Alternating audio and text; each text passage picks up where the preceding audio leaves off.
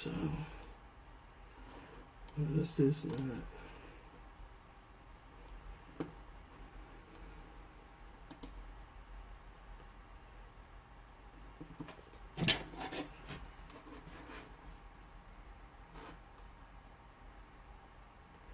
Alright, YouTube, quit messing with me.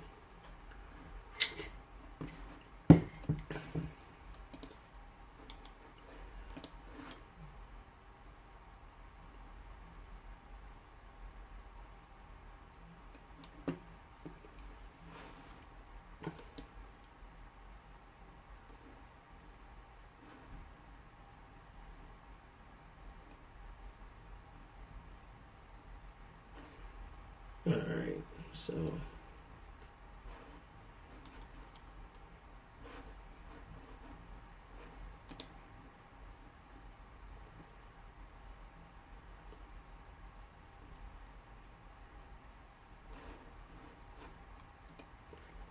we're almost back up.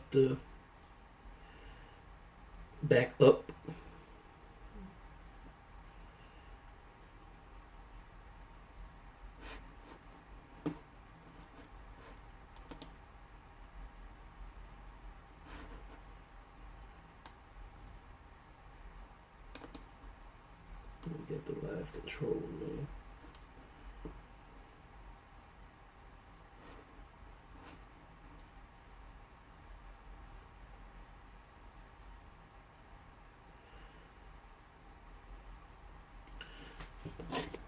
Alright guys, I apologize. I'm just trying to get some technical things worked out. I thought I had worked out, but obviously I don't. There we go. I apologize. I'm just trying to get some technical. Finally, okay, so I have a watch page. Now I can see the chat. That's what I wanted to do. Okay, we're good to go. Alright, apologize again.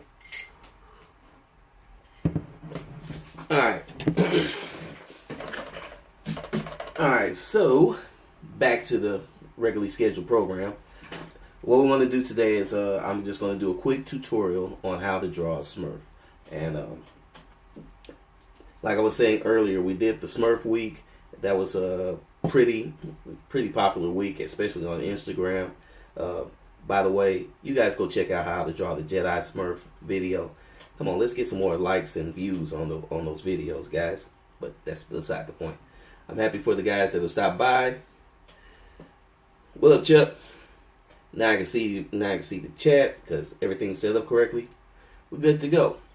So that said, going back to the Smurfs, we did that because the Smurfs movie came out this week, and you know, it's kind of getting mixed reviews. It's kind of what I figured. Kids are gonna love it, from what I understand. Adults, not so much. So we want to keep that going like that. To be sure. Try and get a little bit better view here. There we go. Hopefully that's a little bit better.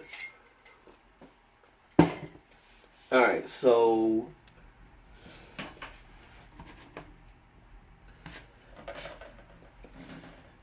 we want to try and keep this moving smooth and crisp, and so forth, so on and so forth.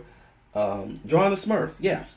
When I was doing the Smurf drawings, I kind of went over a few things that I had to remember when I was drawing.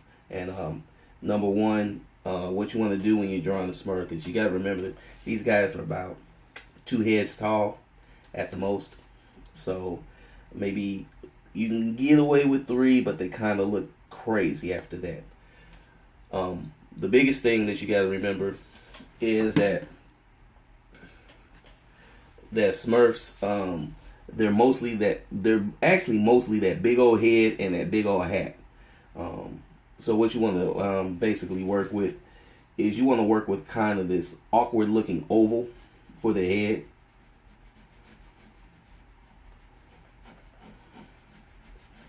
And when I say it's awkward looking, it almost has like points. Honestly, it's this weird looking egg shape, like so. I'm gonna hold that up so you guys can see. So yeah, it's a weird looking egg shape. And then first thing is that they got those crazy big old ears. So just step out like so.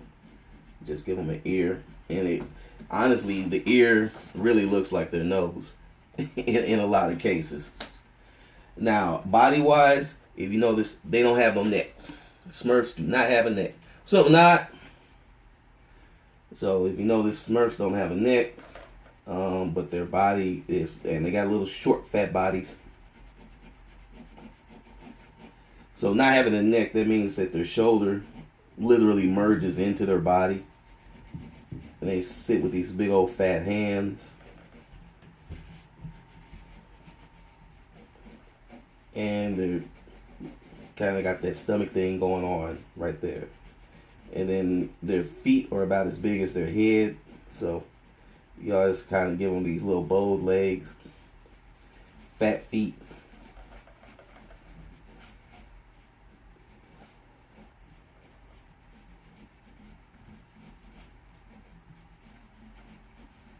Like so.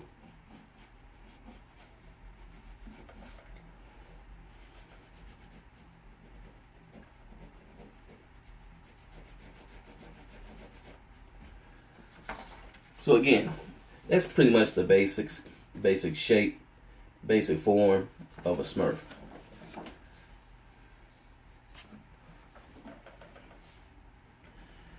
Now, the other thing, of course, like I said, the noses.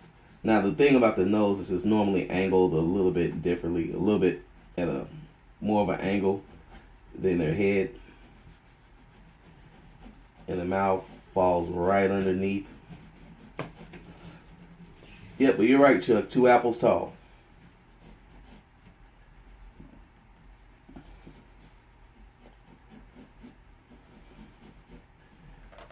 Now I used to watch the I used to collect the books, which would actually collect the work of the actual Smurf creators. I would say his name wrong. Pio, I believe it is.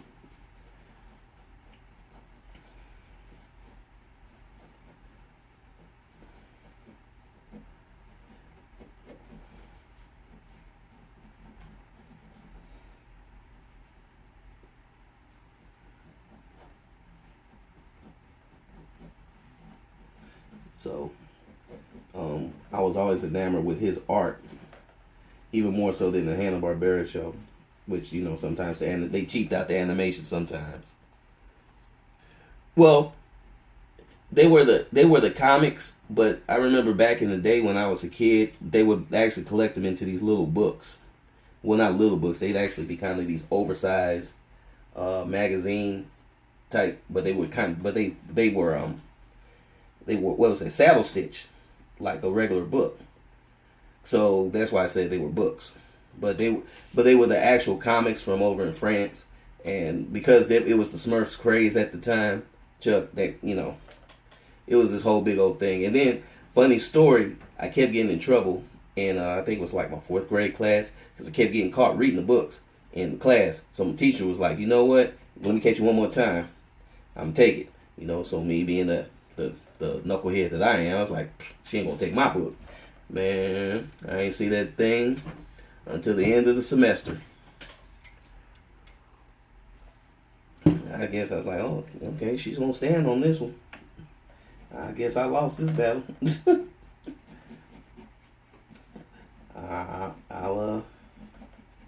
I'll know better for next time.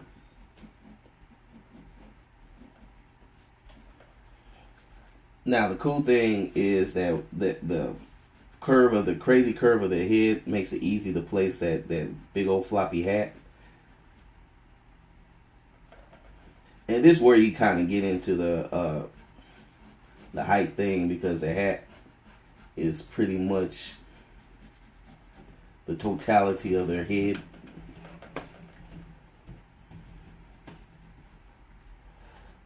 It's like the hat alone covers, you know, you can cover up like half their body.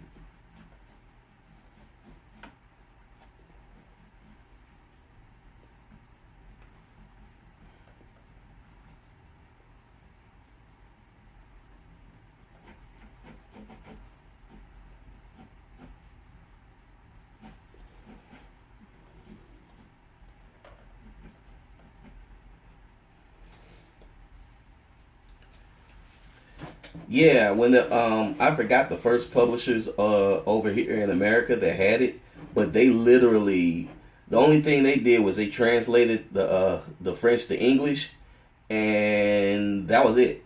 Because you know, real European books read just like American books, well, American comics I should say. So you're reading left to right.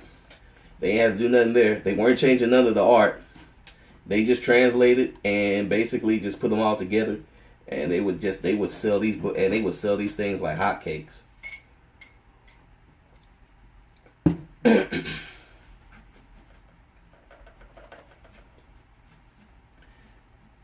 So, and they were just the original collections from France.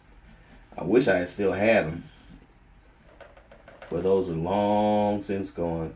I was never very good at keeping books and stuff. I just wasn't. Alright, so basically, there you go. Just a quick Smurf drawing. And the funny thing about this whole week is I haven't drawn a Smurf in a good 30 something years.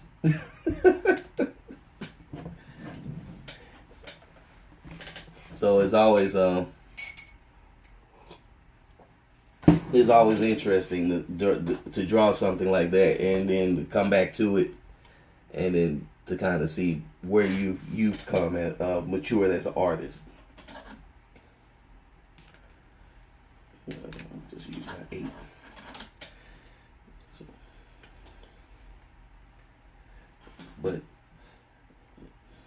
So, any questions, guys?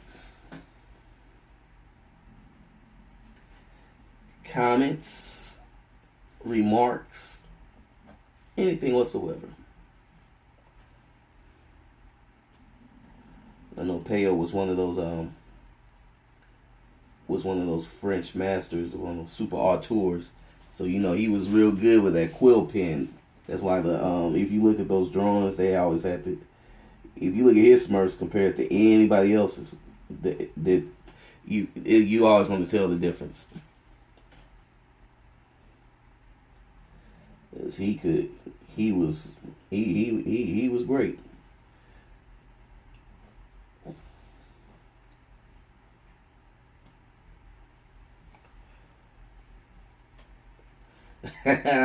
Do a Spider-Man Smurf.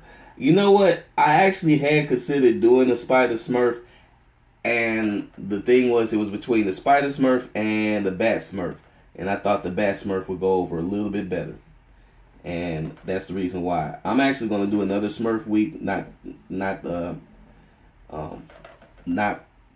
too soon, but I'm gonna do another Smurf week because people, for whatever reason, they really love them Smurfs. So I can pretty much guarantee Spider Smurf will be in the next batch.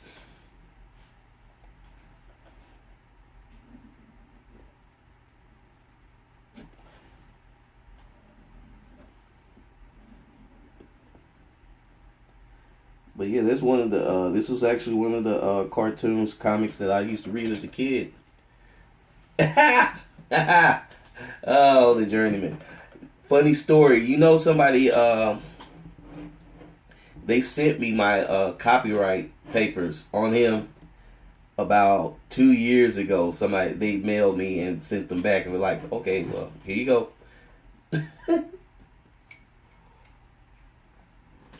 So I actually set them, so I put them somewhere. That's funny.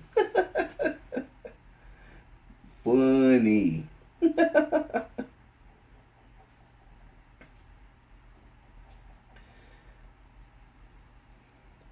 So I'm not I'm not sure how that's going to turn out. All right, guys. Well, it's 8:19. No, I think he's gonna stay on the shelf. I've got a lot of other stuff going on right now. This Kwame Hightower is really becoming an intriguing property. So it's right now. Kwame Hightower right now is where the attention's at, Chuck. I might bring him back out for a couple web comic adventures and on my Patreon. Oh, that's the other thing, gentlemen. If you haven't already, please go over to my Patreon and go ahead and sign up. And basically, what you're going to get on the Patreon is not this week, but next week I'm actually going to start doing random web comics. So they're just going to be short stories that I'm telling, plus 2 more weeks after that, depending on the level that you sign up at, I'm actually going to pre-publish the black and white pages lettered story of Kwame Hightower on there as well. So definitely check me out on Patreon. It's what's that link? Hold on, let me get that link for you guys real quick.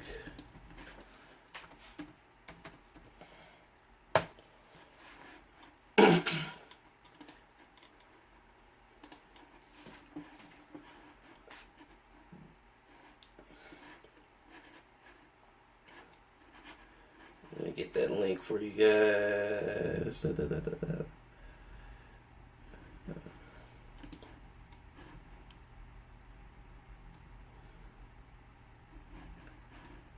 And let me get that.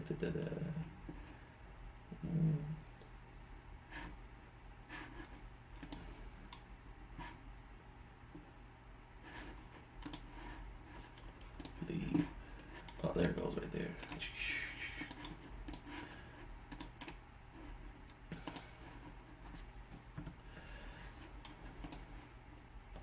So please consider subscribing to my Patreon, fam. That's going to help me out. It's going to help us out.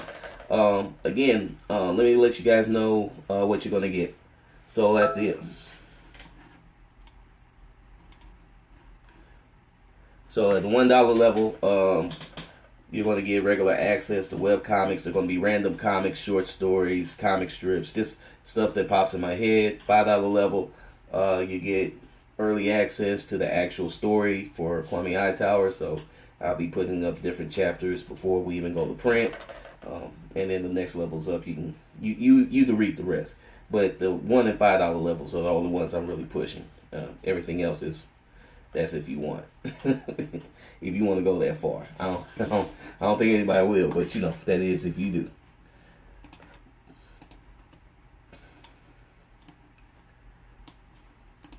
So please consider subscribing to my Patreon. Letting anybody else know they want some cool web comics.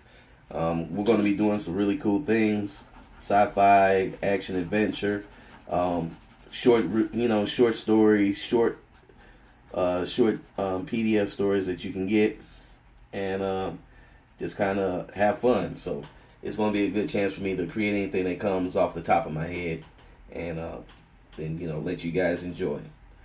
So other than that, guys, it's 8:23 now. I'm going to go ahead and end this session on out. Thanks everybody for stopping by. I think I'm gonna start doing these live shows on Saturdays. It's a little bit easier for me, and I think I'm gonna start doing them a little bit earlier in the evening. So we just call it Saturday Night Live or something. We'll figure it out. But look forward to more of these Saturday live shows. Look forward to more tutorials. Let's do some Q&As. I know like next week. All right. So next week, let's just talk comics next week. Oh well, yeah, I didn't do Wizard World. Not this year. If it's here next year, I'm gonna do it next year. So. Everybody, let's have a good night. Let's be safe. I'm a holler. Peace.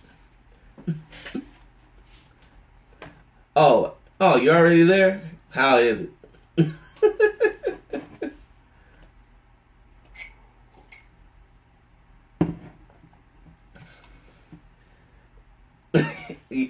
Hey, I've been hearing bad things, so I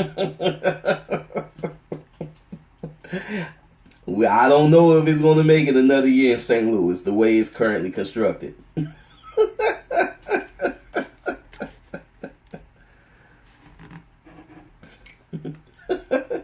Hey man, like I said, if it's here next year, I'm definitely, I'm 99% sure I'm gonna have a table because I'm going to be selling books and stuff. I'm gonna have a product to booth, so, and I definitely want to be present at that point.